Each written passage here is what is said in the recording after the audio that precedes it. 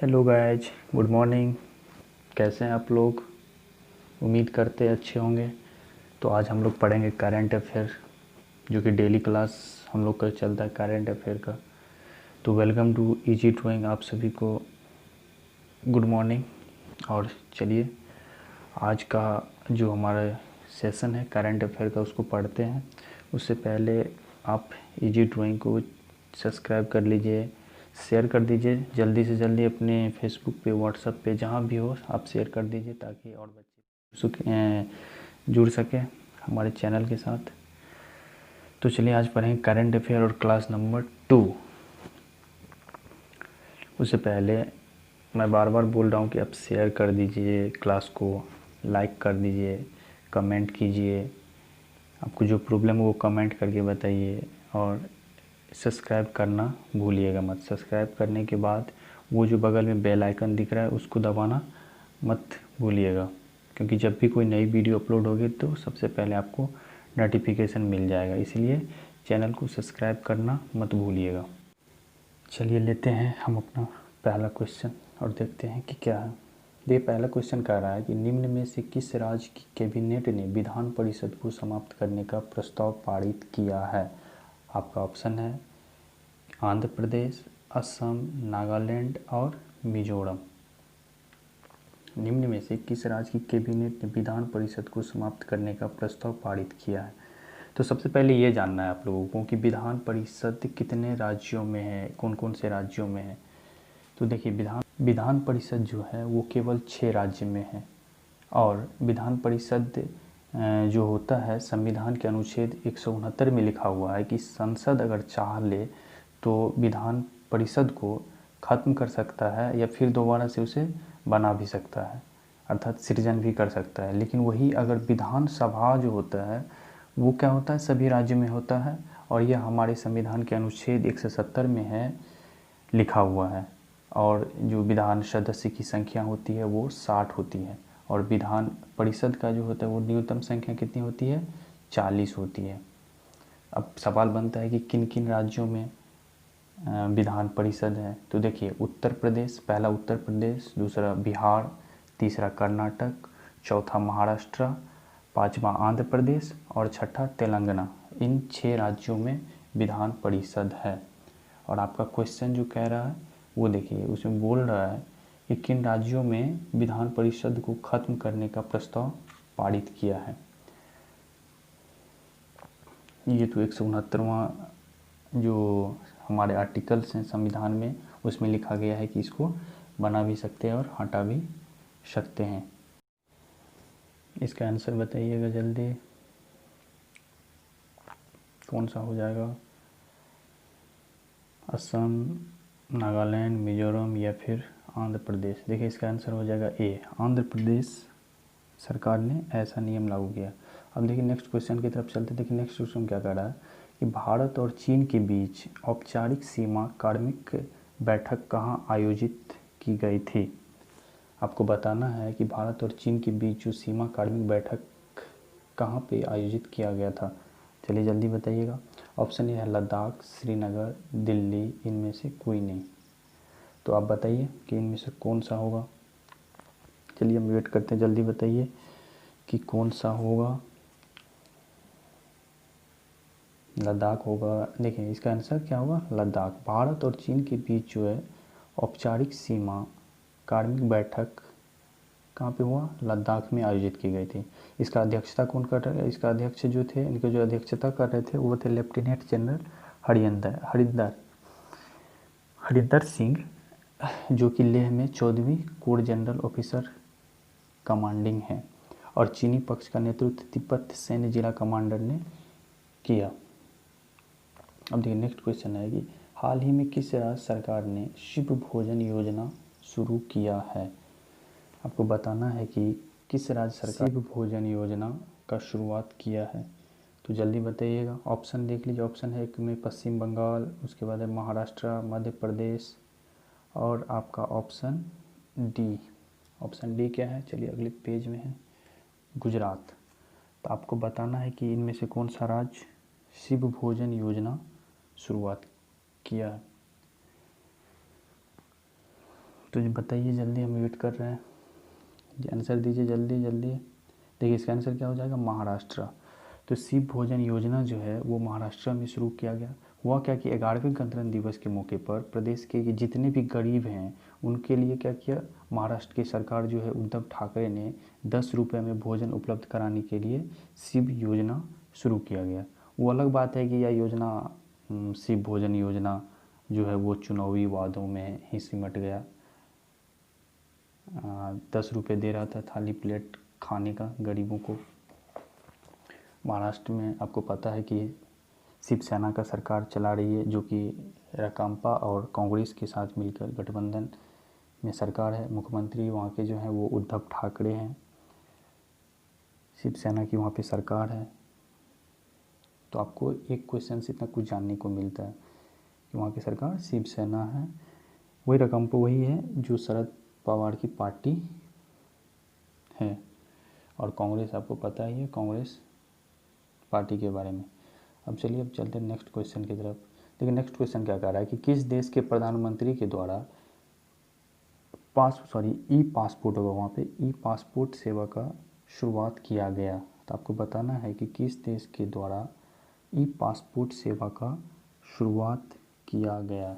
Option है, देखिए option Sri Lanka, Bhutan, Bangladesh या फिर पाकिस्तान। आपको बताना है कि इनमें से कौन सा होगा। चलिए हम आपको बताते हैं कि ई पासपोर्ट है क्या। यह एक प्रकार का क्या होता है, चिप आधारित पासपोर्ट होता है। इसमें बहुत ज़्यादा क्या होता है, एडवांस फीचर दिया जाता है। इसमें होता क्या है कि जिस व्यक्ति के नाम पर यह पासपोर्ट बनता है उसका जितना भी पर्सनल डिटेल्स रहता है उस ई पासपोर्ट के जो सॉफ्टवेयर होता है उसमें क्या होता है, टोटल लोड रहता है। ई पासपोर्ट में जो मेमोरी रहती है उनका जो क्या बोलते हैं वो जितना स्पेस रहता है उस स्पेस कितना रहता है, 64 किलो बाइट की रहती है।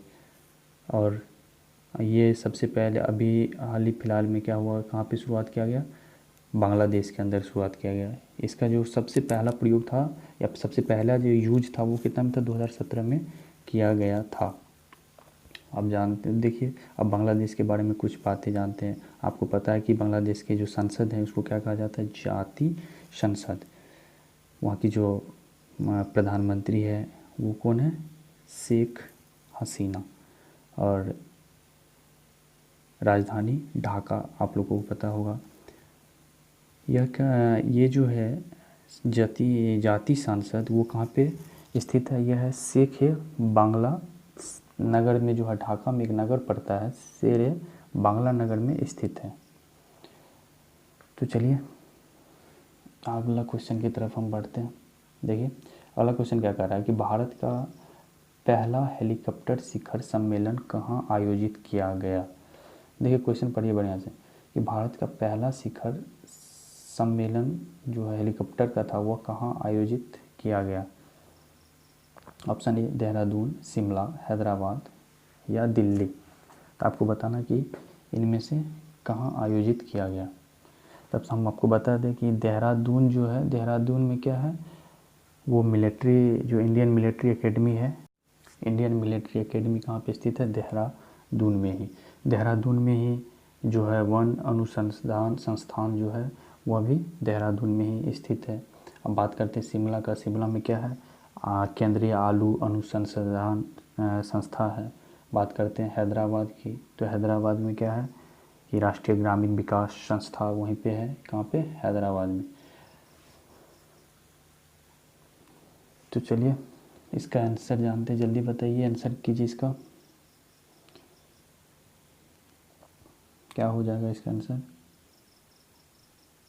जल्दी, इसका आंसर क्या हो जाएगा, देहरादून। देहरादून में ही क्या है, ये इसका हेलीकॉप्टर शिखर सम्मेलन आयोजित किया गया था। अब देखिए नेक्स्ट क्वेश्चन की तरफ बढ़ते हैं हम। देखिए नेक्स्ट क्वेश्चन क्या कह रहा है कि वर्ष 2020 में 71वें गणतंत्र दिवस परेड में किस राज्य की झांकी को प्रथम पुरस्कार जीता है। ऑप्शन देख लीजिए, ऑप्शन क्या है, पहला ऑप्शन है ए असम, बी तेलंगाना, सी पश्चिम बंगाल, डी उत्तराखंड। तो जल्दी बताइएगा कि इनमें से कौन सा राज्य जो है वो 71वां गणतंत्र दिवस परेड में जाके प्रथम पुरस्कार जीता है। इसका आंसर क्या हो जाएगा, ए असम। असम जो राज्य है, उन्होंने 71वें गणतंत्र दिवस के परेड में सर्वश्रेष्ठ पुरस्कार जीता था अपनी झांकी के द्वारा। देखिए असम का राजधानी कहाँ है? दिसपुर। मुख्यमंत्री कौन है? सर्बानंद सोनोवाल। राज्यपाल कौन है वहाँ के? राज्यपाल कौन है? जगदीश मुखी। वहाँ के राज्यपाल जगदीश मुखी हैं। और तेलंगाना, आप देखिए आपको पहले भी बता चुके हैं कि तेलंगाना का स्थापना पिछले क्लास में हमने बताए थे कि तेलंगाना का जो स्थापना हुआ था वो कब हुआ था? 2 जून को तेलंगाना का स्थापना हुआ था, 2 जून 2014 को। और इसका स्थापना दिवस 2 जून को मनाया जाता है। यह भारत का 29वां राज्य बना था। अब बात करते पश्चिम बंगाल की, तो पश्चिम बंगाल के मुख्यमंत्री कौन है? ममता बनर्जी। उनकी पार्टी का नाम क्या है? टीएमसी। उनकी पार्टी का स्थापना कब हुआ था? 1998 ईस्वी में उनकी पार्टी का स्थापना हुआ था। तो उत्तराखंड के बारे में जानते हैं। उत्तराखंड के मुख्यमंत्री कौन है? त्रिवेंद्र सिंह रावत, जो कि बीजेपी के नेता हैं। वहाँ के राज्यपाल कौन है? बेबी रानी मौर्य। चलिए चलते हैं अब नेक्स्ट क्वेश्चन की तरफ। नेक्स्ट क्वेश्चन क्या कर रहा है कि किस सरकार के द्वारा स्कूल में संविधान की प्रस्तावना को पढ़ना अनिवार्य कर दिया गया? तो जल्दी बताइएगा कि किस राज्य सरकार के द्वारा संविधान की जो प्रस्तावना है उनको पढ़ना अनिवार्य कर दिया गया। ऑप्शन ए है महाराष्ट्र, बी उत्तर प्रदेश, सी मध्य प्रदेश या डी गुजरात। जल्दी बताइएगा कि इनमें से कौन सा राज्य है। जल्दी बताइए, जल्दी जल्दी बताइए दोस्तों, जल्दी। कौन सा हो जाएगा? महाराष्ट्र, उत्तर प्रदेश, मध्य प्रदेश, गुजरात। इसका आंसर क्या हो जाएगा? महाराष्ट्र। महाराष्ट्र की सरकार ने राज्य के जितने भी प्राथमिक और माध्यमिक विद्यालय हैं उन सभी विद्यालयों में 26 जनवरी से संविधान की प्रस्तावना पढ़ने को अनिवार्य कर दिया गया है। अब देखिए 8वें क्वेश्चन की तरफ चलते हैं कि भारत का पहला महात्मा गांधी कन्वेंशन सेंटर कहाँ खोला गया? ऑप्शन ए दक्षिण अफ्रीका, बी नाइजर, सी सूडान या डी इनमें से कोई नहीं। तो जल्दी बताइएगा कि भारत का पहला महात्मा गांधी कन्वेंशन सेंटर कहाँ खोला गया? जल्दी जल्दी दोस्तों, जल्दी बताइएगा। दक्षिण अफ्रीका, नाइजर, सूडान या इनमें से कोई नहीं। इसका आंसर क्या हो जाएगा? नाइजर। नाइजर में ही खोला गया है, महात्मा गांधी कन्वेंशन सेंटर खोला गया है। आपको पता है कि नाइजर कौन सा है? नाइजर एक वेस्ट अफ्रीका का देश है। राजधानी क्या है? नियामी इनका राजधानी है नाइजर का। और दक्षिण अफ्रीका आपको पता है।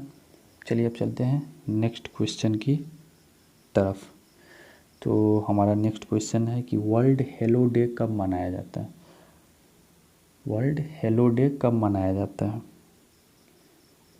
हेलो डे, देखिए ऑप्शन क्या है? 11 दिसंबर, 21 नवंबर, 5 अक्टूबर। अब हेलो डे अब तो लगता है शायद पहली बार आप लोग सुन रहे होंगे। हेलो डे कब मनाया जाता है? और ऑप्शन जो है ऑप्शन को पता है? 11 दिसंबर, 21 नवंबर, 5 अक्टूबर। बताइए इनमें से कौन सा होगा? जल्दी बताइएगा। वर्ल्ड हेलो डे कब मनाया जाता है? देखिए वर्ल्ड हेलो डे क्या होता है कि यह हेलो डे क्या है? धर्मनिरपेक्ष छुट्टी है। इसको जो मनाने का मतलब यह है कि आप अपने बल या अपनी ताकत का उपयोग करने के बजाय संघर्ष को संचार का माध्यम बनाइए और उसको हल कीजिए। इसमें होता क्या है कि आपस में जो होता है 10 लोग बधाई देते हैं, हाथ मिलाते हैं, वही हैंडशेक करते हैं। आपको बड़ी हैरानी होगी कि वर्ल्ड हेलो डे जो होता है ये हेलो डे ये 180 देशों में मनाया जाता है। टोटल 180 देशों में मनाया जाता है। अब चलते हैं नेक्स्ट क्वेश्चन की तरफ। देखिए नेक्स्ट क्वेश्चन क्या है? आसित और भवती रचना के लिए कौन सा पुरस्कार दिया गया है? आसित और भवती के लिए जल्दी बताइएगा। आसित और अष्टीर भवती के लिए कौन सा पुरस्कार दिया गया? ऑप्शन ए में है सरस्वती सम्मान, ऑप्शन बी में मूर्ति देवी पुरस्कार, ऑप्शन सी में गौरी लंकेश पुरस्कार, ऑप्शन डी में साहित्य अकादमी पुरस्कार। तो आपको बताना है कि कौन सा पुरस्कार दिया गया है। देखिए आसित और ये जो भवती है यह एक बुक है और इनके ऑथर जो हैं, इनके लेखक कौन हैं? विश्वनाथ प्रसाद तिवारी हैं। इन्हीं की बायोग्राफी है यह, आशित और भवती। इस किताब को अगर पढ़िएगा तो आपको इसमें मॉडर्न साइंस के साथ साथ यहाँ के जो कल्चर है, यहाँ की जो संस्कृति है, उनको मिला के ये किताब लिखी गई है। यह जो विश्वनाथ प्रसाद तिवारी हैं, ये क्या है? एक हिंदी के साहित्यकार हैं और इनको दिया गया था मूर्ति देवी पुरस्कार। हम आपको बता दें कि मूर्ति देवी पुरस्कार का शुभारंभ कब हुआ था? 1983 में इसका शुरुआत हुआ था। मूर्ति देवी भारतीय ज्ञानपीठ के समिति के द्वारा दिया जाता है। आप कह सकते हैं कि यह एक प्रसिद्ध या मतलब साहित्य के पुरस्कार के साथ दिए जाने वाला एक प्रतिष्ठित सम्मान है। इसमें 2 लाख का नगद रुपया भी दिया जाता है। चलिए अब नेक्स्ट क्वेश्चन, निम्नलिखित में से किसे उड़न परी के नाम से जाना जाता है? आपको बताना है कि निम्नलिखित में से किसे उड़न परी के नाम से जाना जाता है। जल्दी बताइए कि कौन सा इनमें से उड़न परी के नाम से जाना जाता है? पीटी उषा, हिमा दास, पीवी सिंधु या साइना नेहवाल। जल्दी बताइएगा कि किसे उड़न परी के नाम से जाना जाता है। पीटी उषा क्या है? पीटी उषा एक एथलीट है और पीटी उषा को ही उड़न परी के नाम से जाना जाता है। यह मुख्य रूप से क्या है? यह कहाँ की निवासी है? यह केरल की निवासी है। इसे भारतीय ट्रैक और फील्ड की रानी भी कहा जाता है। और आपको पता है कि हिमा दास कहाँ की? असम की है। और इन्होंने 400 मीटर की जो दौड़ हुआ था उनमें क्या की थी? मात्र 51.40 अर्थात कहने का मतलब 51.40 सेकेंड में यह पूरी की थी दौड़ और इन्हें गोल्ड मेडल मिला था। अब देखिए, आपको पीवी सिंधु के बारे में पता ही होगा कि पीवी सिंधु क्या है? एक बैडमिंटन खिलाड़ी है, उनका जन्म हैदराबाद में हुआ था। साइना नेहवाल के बारे में भी पता ही होगा। तो चलिए चलते हैं नेक्स्ट क्वेश्चन की तरफ। नेक्स्ट आज का क्वेश्चन ऑफ द डे क्या है कि किसे लोकमान्य तिलक राष्ट्रीय पत्रकारिता पुरस्कार से सम्मानित किया गया है? जल्दी बताइएगा। सॉरी, ये आपको कमेंट करके बताना है, अभी छोड़ के अभी कमेंट में आपको बताना है कि इनमें से कौन सा होगा। एक रवीश कुमार, संजय गुप्ता, अंजना ओम कश्यप और सुधीर चौधरी। जल्दी बताइएगा, कमेंट करके हमें बताइए। कल इन क्वेश्चनों पर डिस्कस करेंगे। अगर आपने हमारे चैनल को सब्सक्राइब नहीं किया है तो अभी सब्सक्राइब कर लीजिए, आपको डेली करंट अफेयर मिलेगा। लाइक कर लीजिए वीडियो को, जितने लोग देख रहे हैं सभी के सभी लाइक कीजिए और बिना सब्सक्राइब का